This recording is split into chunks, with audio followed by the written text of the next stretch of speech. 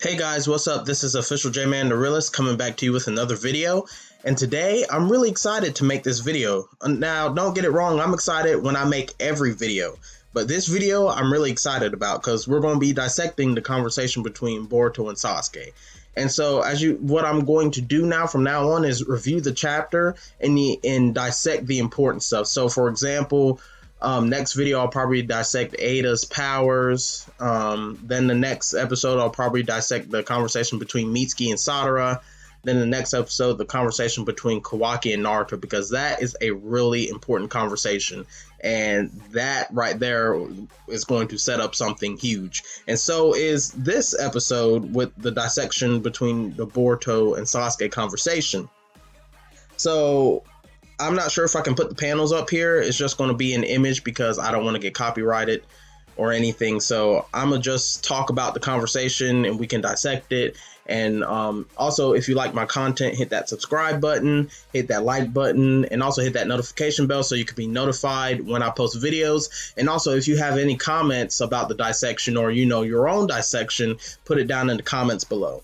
So it starts out, with Sasuke telling Boruto to forgive him because he should have been there to save him, and that Kawaki shouldn't have such a burden on him by killing Boruto. The only person that the village should hate is Sasuke, which also extends to Itachi, because when Itachi killed the Uchiha clan, people didn't like Itachi. They thought Itachi was scum. They didn't really know the truth.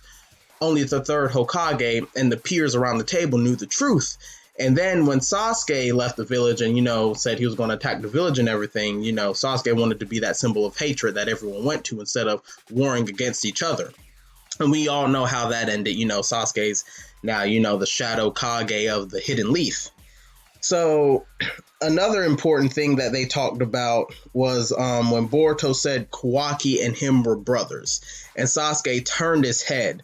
And he was like, brothers. Because, again, like I said in my previous video, Sasuke and his brother Itachi took on that role. Itachi was the older brother, and Kawaki is older than Boruto. So, in a way, Kawaki is that, type of character like Itachi to take on those painful roles. And he's Boruto's, stepbrother. And, Sasuke's other brother, you can say, is Naruto. And the author in Naruto put that dynamic of Naruto and Sasuke are like brothers. Sasuke is the brother, Naruto and I'm mixing up my words. Naruto's the brother. Sasuke is the brother that Naruto never had, I guess you can say. And Naruto was always there for Sasuke, trying to get Sasuke back. And Sasuke kind of just rejected him. So when he thought of that, he was like, brother. So Sasuke, basically you can say he had two brothers. You could say Naruto is his, like, I don't know, because their incarnation is of Ashura and Indra, and Ashura and Indra were brothers. So it's complicated, but I guess they're somehow connected, somehow related. And, his brother Itachi took on that very painful role of killing the whole Uchiha clan. Thus, Kawaki took on that role of killing the Hokage's son to save the village from harm. And then in the next panel, you have Sasuke giving Boruto his headband. Now, I remember in the beginning, that first episode of Boruto that came out, I want to say either 2016, I want to say it was 2017, April 2017, when Boruto put on Sasuke's headband and it had a scar, in the middle, and then a scar coming down where his eye, his scar on his eye matched the headband. And, he had the cape and the sword, and everyone's like, yo, that's not Sasuke's headband, and that's not his cape, blah, blah, blah, that's Boruto's. Boruto probably got that in his sword, and, that's not Sasuke's sword. It's been confirmed that's Sasuke's headband Boruto's wearing. And it's probably going to be his sword and his cape. Because, again, in the next panel, he says, I might be the one having to show his resolve next. That's a death flag. That is a big death flag. Now, I don't know how Sasuke's going to die. Maybe it's in this arc with Code, unlocking his limiters. I don't know, but that's a big death flag. And if you notice in Masashi Kishimoto's writing, anybody that has this big, long conversation with, the ones they love or whatever, for example, Dry and Tsunade, Dry and Tsunade had this long conversation, and, Dry left before, I guess, Tsunade could tell Dry her feelings, or the feeling she had for him. And then in the next couple of chapters, Pain killed Jiraiya. So this is a big death flag. Sasuke is probably going to die. I'm sorry to say that, but he is, you know, he doesn't have the Rinnegan anymore. He just has the regular Mangekyo Sharingan, and you know, he can do Amaterasu. He could probably still do Sasuno.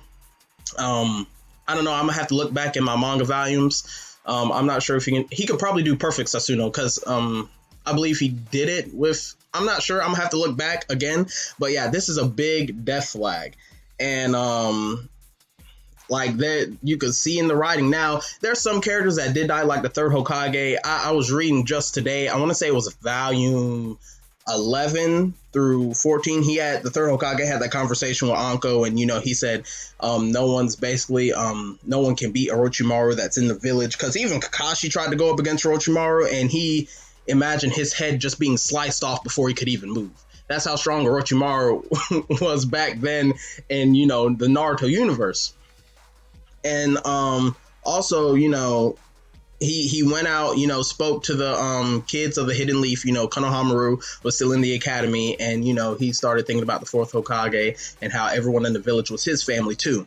So, but the only ones that didn't really have death flags to me was Neji.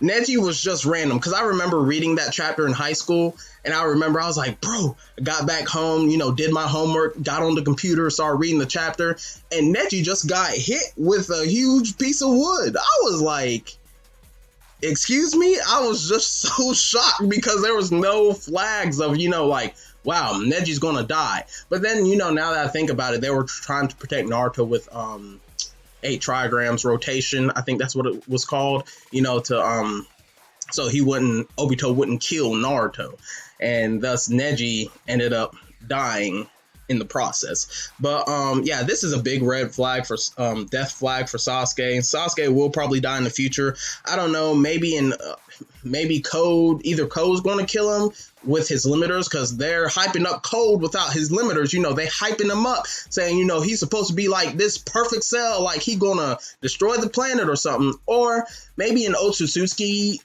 Now this is what I'm thinking. This is like way off, far left field. What if an Otsutsuki like puts the karma on Sasuke, and you know, maybe each Otsutsuki can take over a person's body, you know, depending on the Otsutsuki, that Otsutsuki can take over a person's body faster than previous Otsutsukis, or, you know, whatever. Because, you know, there's also the white karma out there. So, you know, but that's another whole topic. But, you know, yeah, it looks like, you know, the author's setting up for Sasuke's death. Maybe he might make it, you know, he has to make it like, you know, awesome. That's all I gotta say. Like, Sasuke has to go out like a boss, you know, after all the fights this man's been through. The 5 Kage summit, you know, Naruto, Orochimaru, who else? Madara, you know, and that last battle with Naruto and Sasuke, you know, though that everything he's been through, you know, to be killed off by an android, you know, supposedly android, I guess you could say, Code, you know, Code better be like, you know, Super Saiyan God levels without these, you know, limiters, because this is going to be crazy. Like, I don't know, guys. I really don't know. And then he also, I forgot one panel, he also talked about the Kawaki being despised, you know, by the village. I probably already talked about this previously in the beginning of the video, but, you know, he's despised by the village for killing the Hokage's son. Only a select few know, but it's probably going to get around. So again, you know, you can see the allegory. You know, Kawaki's like that edgy Naruto, that Naruto, like when they showed Gaara,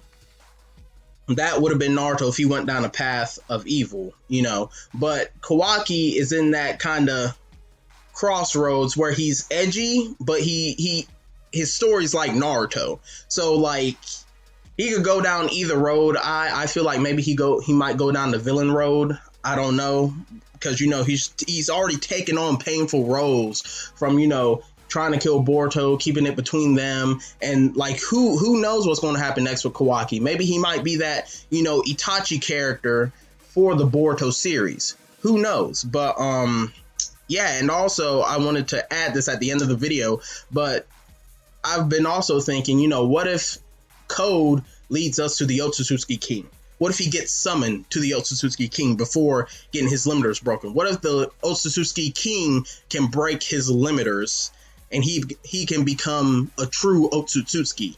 Like, it's crazy to think, but that will be the end of the video. I hope everyone has a wonderful day. And don't forget, if you like my content, hit that subscribe button, hit that like button, and also hit that notification bell so you can be notified when I post videos. And don't forget to put your comments down below of, if you have any dissections yourselves, any predictions yourselves, anything. And I hope everyone has a wonderful day. Official J Man, the realist, is out.